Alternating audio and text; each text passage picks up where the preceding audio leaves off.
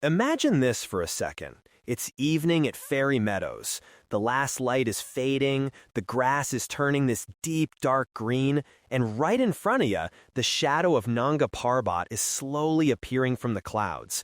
There's a cold breeze touching your face, and somewhere behind you, someone's making chai on a small stove. That is exactly where we're taking you today. And the best part is, you don't even need a jacket right now while you're listening. But trust me, up there, if you forget your jacket, you will remember this episode the hard way. Welcome to Travel Dairy. I'm Sharjeel, and with me is my travel partner and partner in all crazy hiking decisions, Abdullah. Assalamu alaikum, everyone. Today, we're not just talking about Fairy Meadows in general.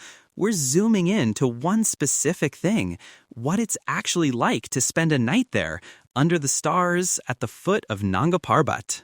Exactly. No brochure talk, no dreamy Instagram-only version, just the real nighttime experience. The cold, the silence, the chai, the wooden huts, the washrooms, everything. So, let's start from that first moment when the mountain finally showed itself. I still remember this sky was this mix of orange and deep blue, and Nanga Parbat was hiding behind this thin layer of clouds. We were sitting outside our wooden hut, shoes off, socks slightly wet from the grass, and there was this chill in the air, like the mountain was saying, "Okay, now the real night is starting."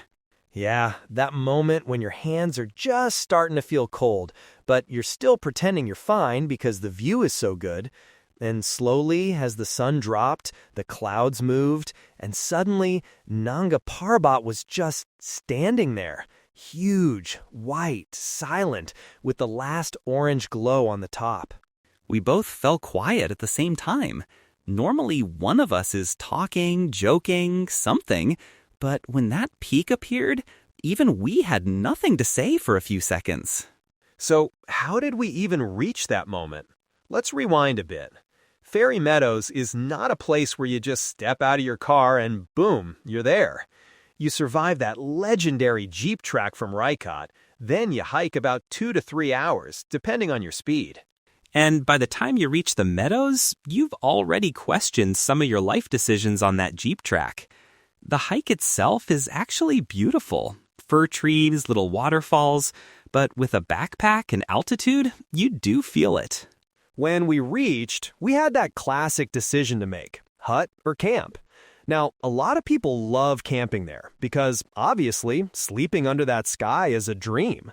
But we picked a wooden hut, and honestly, for a comfortable night, especially if it's your first time, I recommend a hut. Yeah, the hut gives you solid walls, a proper bed, and usually thicker blankets. Camps are amazing for the adventure feeling, but if you're not used to mountain cold, the night can become too long, and not in a romantic way. Our hut was simple. Wooden walls, 2 beds, thick quilts, and a small bulb hanging from the ceiling. Outside, there was a little open area with chairs facing Nanga Parbat. Nothing fancy, but that view was 5-star. If you're imagining some luxury resort, just delete that image. Think more like a cozy wooden village with basic comfort. And honestly, that's the charm. You drop your bag, you sit down, you breathe, and suddenly city life feels very, very far away. Okay, now let's get into the nighttime reality, because this is where planning actually matters. When the sun went down, the temperature dropped quickly. In September, for us, it went from pleasant to I need another layer in maybe 30 minutes. Exactly. So clothing-wise, here's what actually saved us. Base layer, like a thermal or full-sleeve shirt, a warm fleece or sweater, and a proper jacket on top. Plus warm socks and a beanie or cap for your head. Your head and feet are the first to complain. Inside the hut, we had thick quilts, but we still used our own light sleeping liners or inner sheets. That makes the bed much warmer and also just feels cleaner. If you're camping in a tent, bring a good sleeping bag rated for low temperatures, not just a cheap picnic one. People sometimes underestimate how cold it can get at night because the daytime sun feels nice. Don't be shy to overplan your layers. extra pair of socks, one warm layer more than you think you need, you'll thank yourself at 2 a.m. Power situation is also important. In many huts, you'll get limited electricity from a generator or solar. For us, we had lights for a few hours in the evening, but we did not rely on charging everything there.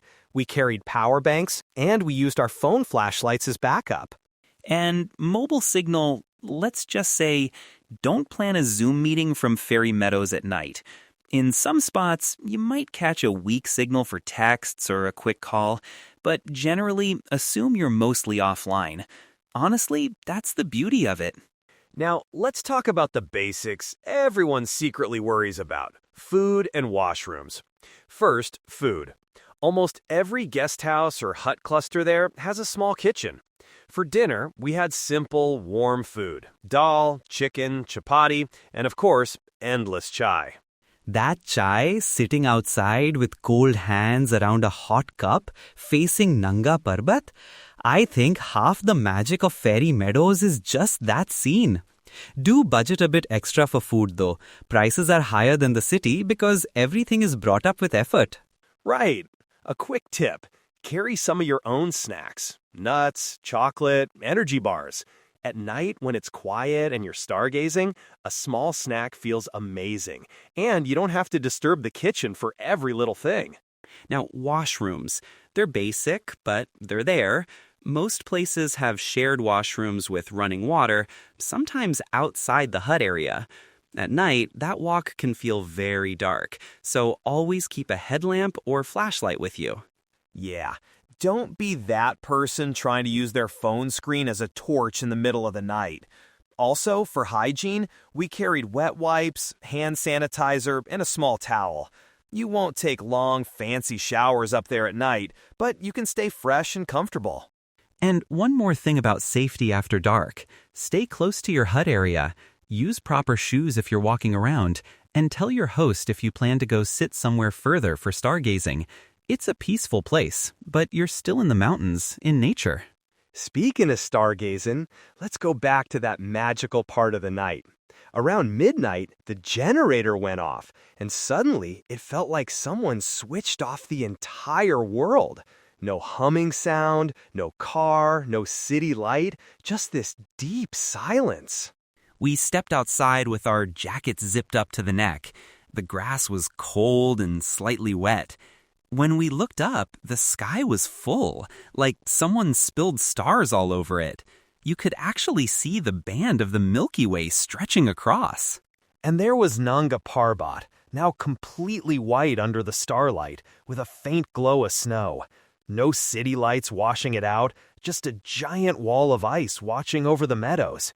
I remember thinking, this is the kind of silence you never get in daily life.